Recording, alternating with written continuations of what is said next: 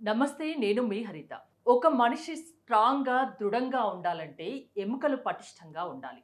ఎముకల్లో పటిష్టం కోల్పోతే ఎలాంటి జబ్బులొస్తాయి? ఎముకల్లో పటిష్టత కోసం ఎలాంటి ఆహారం తీసుకోవాలి?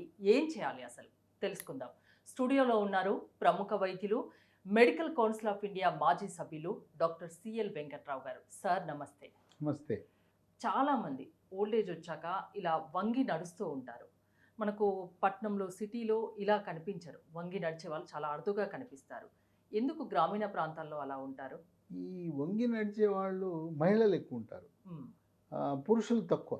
దీనికి కారణం ఒకటి 45 సంవత్సరాల తర్వాత ముట్లు ఆగిపోయిన తర్వాత హ్మ్. గర్భసంచి పక్కన ఉండే అండకోశం నుంచి స్త్రీ హార్మోన్ల ఉత్పత్తి తగ్గిపోతుంది. Menopause stage. మెనోపాజ్ అంటారు. హ్మ్.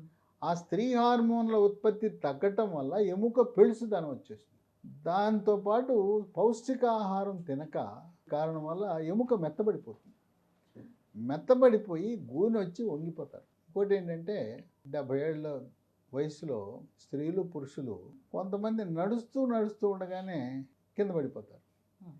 కింద పడుతుంటే ఎముక ఇరిగిపోతుంది. వీళ్ళు ఏమనుకుంటారంటే నేను జారాను కనుక దెబ్బ తగిలి ఇరిగింది అనుకుంటారు. అవును. కాదు. హ్మ్. అదేంటంటే ఎముక పెళుసుదనం వల్ల ఆ తుంటి ఎముక బాగా వీక్ అయిపోయి బలహీన పడిపోయి దాని అందరికి అది ఇరిగిపోతుంది. అది ఇరిగటం వల్ల కింద పడి ఉంటారు. ఇది స్త్రీలకు పురుషులకు కూడా జరుగుతుంటుంది. కనుక కాల్షియం అనేది ఎముక, దంతాలు, అట్లాగే పిల్లల ఎదుగుదల వీటన్నిటిపై ప్రభావం చూపుతుంది. పురుషులకేమో పురుష హార్మోన్ల ఉత్పత్తి కూడా తగ్గుతుంది. తద్వారా ఎముక బలహీనత. పిల్లలు తల్లిదండ్రి పొడుగుంటారు. ఈ అమ్మాయి కుర్రోడు మాత్రం పొట్టిగా ఉంటారు. హ్మ్. ఏంటి మా వంశంలో ఇట్లాంటి పొట్టివాళ్ళు ఎవరు లేరు, ఏంటి వీళ్ళు పెరగట్లేదంటే కాల్షియం అనేది ఎముక పెరుగుదలకు ఉపయోగపడుతుంది. అట్లాగే ఏదైనా కారణం వల్ల ఏ ప్రమాదం అయినప్పుడు ఎముక ఇరుగుతుంది. ఎముక ఇరిగితే ప్లేట్ వేస్తారు, రాడ్ వేస్తారు. వేసినా కాల్షియం లోపిస్తే అది కట్టుకోదు. హ్మ్. ఎముక త్వరగా ప్లేట్ వేసినా రాడ్ వేసినా తొందరగా అది మానాలంటే కాల్షియం చాలా కీలకం. అంటే ఎలాంటి ఆహారం తినాలి కాల్షియం ఇప్పుడు కోసం? ఆకుకూరలు ఉన్నాయి. హ్మ్. ప్రతిరోజు ఆకుకూరలు తినండి. ఏ రోజు వదిలిపెట్టకుండా పప్పు, ఆకుకూర, పాలకూర, తోటకూర, బచ్చల కూర, గోంగూర, ఏ ఆకుకూర. ఇంకోటి చెప్పనా, మునగాకు. హ్మ్. తెలవదు అసలు చాలామంది. మునగాకు కూర వండుకుంటే మునగాకు బ్రహ్మాండంగా పనిచేస్తుంది. హ్మ్. దాంట్లో కాల్షియం ఉంటుంది. తర్వాత మోకాళ్ళ నొప్పులు ఉన్నవాళ్ళు, నడుము నొప్పులు ఉన్నవాళ్ళు మునగాకు కూర వండుకున్న ఆకుకూరల్లో అమితమైన కాల్షియం ఉంటుంది. ప్రతిరోజు విధిగా పప్పులో ప్రోటీన్ ఉంటుంది, దీంట్లో కాల్షియం ఉంటుంది. పప్పు, ఆకుకూర తింటే మీకు బ్రహ్మాండం. ఇక కాల్షియం అనేది లోపం ఉంటుంది. హ్మ్. దీంతోపాటు పాలు రోజుకు 2 లీటర్లు, రోజుకు 2 కోడిగుడ్లు తినండి. అసలు డాక్టర్ అవసరంలో, హాస్పిటల్ అవసరంలో, రోగాలే రావు. ఇక రాగి, పొద్దున్నే ఒక రాగి జావ, ఒక కప్పు, సాయంత్రం ఒక రాగి జావ. రాగి జావ తాగితే మోకాళ్ళ నొప్పులు రావు, నడుము నొప్పి రాదు, చక్కగా ఆరోగ్యంగా ఉంటారు. హ్మ్. పడ్డా కూడా ఎముక ఎరగదు.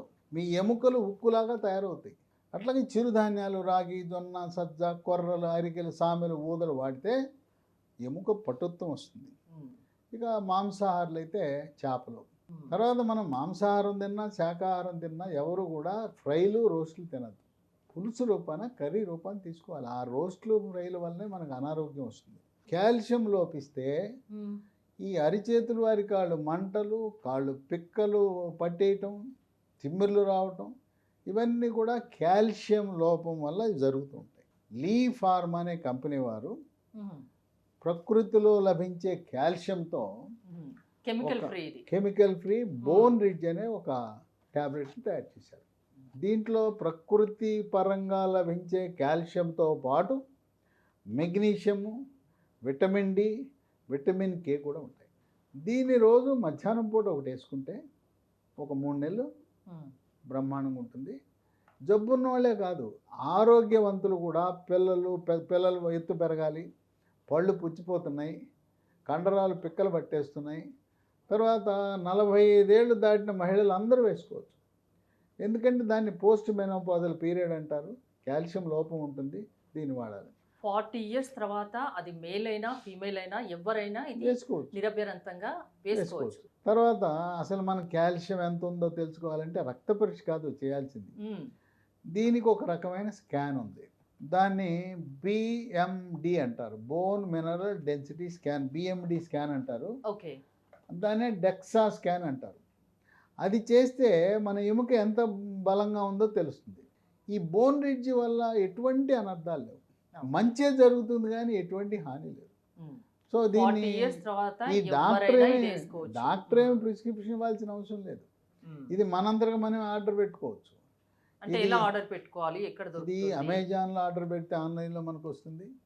లేదా కంపెనీ లీ హెల్త్ వాళ్ళ కంపెనీ వాళ్ళది www.leehealthdomain.com అనే దాంట్లో ఆర్డర్ పెట్టుకోవచ్చు. లేదా ఫోన్ నంబర్లు 3 ఇస్తాను. వాళ్ళకి ఫోన్ చేసినా కూడా కొరియర్లో మన ఇంటి దగ్గర పంపిస్తారు. నంబరు 91000748 9100010740. రెండవ నంబరు 8977030218.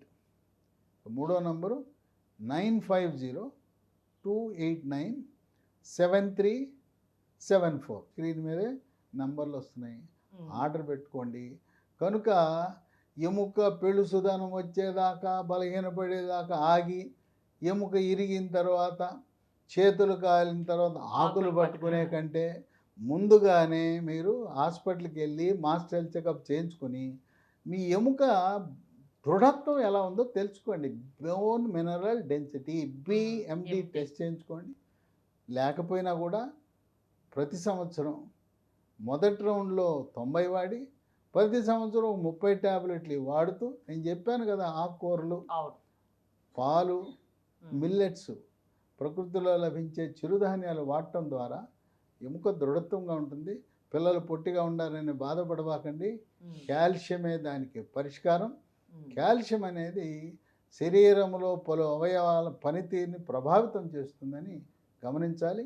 కాల్షియం లోపం ఉంటే నడుము నొప్పి వస్తుంది. కాల్షియం లోపం ఉంటే మోకాళ్ళ నొప్పులు వస్తాయి.